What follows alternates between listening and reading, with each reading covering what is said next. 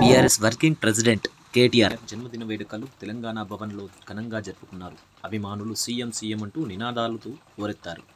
అభిమానులు ఆయనకిచ్చిన బొకేను చిన్నపిల్లలకిచ్చి సంబరపడ్డారు. ప్రజల సమక్షంలో కేక్ను కోసి తోటి మిత్రులకి పంచిపెట్టారు. అభిమానుల నడుమ ఆయన విలీనం అయిపోయారు. ఆయన కనబడకుండా అయిపోయారు. తెలంగాణలో ఆయన అభిమానులు ఆయన్ను చుట్టుముట్టేశారు.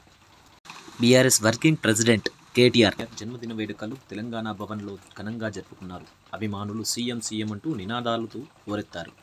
అభిమానులు ఆయనకిచ్చిన బొకేను చిన్నపిల్లలకిచ్చి సంబరపడ్డారు. ప్రజల సమక్షంలో కేక్ను కోసి తోటి మిత్రులకి పంచిపెట్టారు.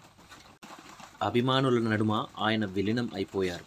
ఆయన కనబడకుండా అయిపోయారు. తెలంగాణలో ఆయన అభిమానులు ఆయన్ను చుట్టుముట్టేశారు.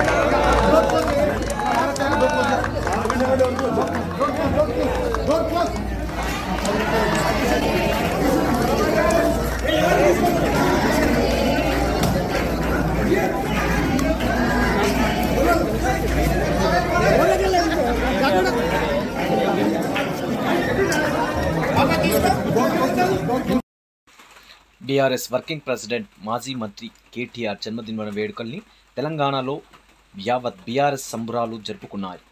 ఇందులో భాగంగా బెల్లంపల్లి నియోజకవర్గంలోని నెన్నెలలో మాజీ ఎమ్మెల్యే దుర్గం చిన్నయ్య గారి ఆదేశానుసారం నెన్నెలలో ప్రభుత్వ ఆసుపత్రి ఆవరణలో కేకును కోసి ఆయన పేరుతో ఆసుపత్రిలోని రోగులకు పండ్లను పంపిణీ చేశారు.